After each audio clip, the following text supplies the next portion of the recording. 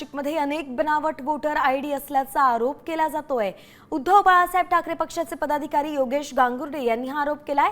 तर एकाच नावाने 3 बनावट वोटर आयडी दिसलेत। एकाच व्यक्तीचे फोटो सारखे आहेत मात्र नाव वेगळी आहेत। एका आयडीवरती नाव महिलेचं आहे मात्र फोटो पुरुषाचा आहे। असे अनेक बनावट कार्ड वितरित झाल्याचा संशय त्यांनी व्यक्त केलाय। तर हे पुरावे निवडणूक आयोगाकडे सादर केले जाणार आहेत। असे बनावट कार्ड तयार करणाऱ्या संबंधित अधिकाऱ्यांची चौकशी करण्याची मागणीही उबाठातर्फे करण्यात आलेली आहे। नाशिक मतदारसंघात असे मतदार आहेत की त्यांचे एकाच नावाचे 3-3 शैक्षणिक कार्ड बनवले गेले, म्हणजे तो 3 ठिकाणी मतदान करू शकतो।